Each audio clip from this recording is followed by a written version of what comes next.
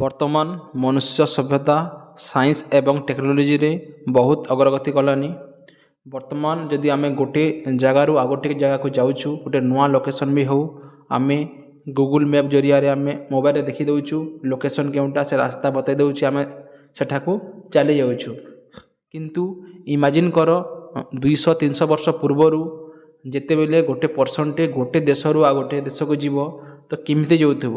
ସେ ସମୟରେ କ'ଣ ହେଉଥିଲା, ସେ ଜଳପଥରେ ଯାଉଥିଲା। ସମୁଦ୍ର ଦେଖ ଚାରିଆଡ଼େ ଯଦି ଦେଖିବ ସବୁଆଡ଼େ ସମାନ ଦେଖାଯିବ, ଅତାଲ ଅତାଲ ପାଣି। ତ ସେ ମଧ୍ୟ ଦେଇ ତାହାକୁ କେମିତି କେଉଁ ଦିଗକୁ ସେ କେମିତି ଭାବି ସେ ଯିବାକୁ ପଡ଼ୁଥିଲା। ତ ଆଗରୁ ଯେଉଁ ଡିସ୍କଭରି ହୋଇଥିଲା ବା ଏକ୍ସପ୍ଲୋରେସନ୍, କେଉଁ କେଉଁ ଜାଗାକୁ କିଏ କିଏ ବ୍ୟକ୍ତି ଯାଇଥିଲେ ସେଇଟା ଆଜି ଆମେ ଦେଖିବା। ଫାର୍ଷ୍ଟ ପର୍ସନ୍ ଜାଣିଥିବ ଆମର ଭାସ୍କୋ ଡା ଗାମା, ଯିଏ 1498 ମସିହାରେ ଭାରତର ଜଳପଥ ଆବିଷ୍କାର କରିଥିଲେ, ଭାରତର ସି ରୁଟ୍। ସେକେଣ୍ଡରେ ହେଲା ଯେଉଁ କେପ୍ ଅଫ୍ ଗୁଡ୍ ହୋପ୍, ଯେଉଁ ବାଟ ଯାଇ ଆଫ୍ରିକାରୁ ଏସିଆକୁ ଆସିବ, ସେ ଜଳପଥର ନାମ ହେଉଛି କେପ୍ ଅଫ୍ ଗୁଡ୍ ହୋପ୍। ତାହାର ଡିସ୍କଭରି କରିଥିଲେ ବାର୍ଟୋମେଲେ ଡ୍ୟାସ୍, ସେ ପର୍ତ୍ତୁଗାଲ ଦେଶର ଥିଲେ। ଥାର୍ଡ଼ ହେଲା ବ୍ରାଜିଲର ଡିସ୍କଭର କରିଥିଲେ ପେଡ୍ରୋ ଆଲଭାରିସ୍ କ୍ୟାବ୍ରାଲ, ସେ ମଧ୍ୟ ପର୍ତ୍ତୁଗାଲ ଥିଲେ। ତାପରେ ଖ୍ରୀଷ୍ଟୋଫର କଲମ୍ବସ୍, ସେ ସ୍ପେନ୍ର ଥିଲେ, ସେ ଆମେରିକାକୁ ଡିସ୍କଭର କରିଥିଲେ।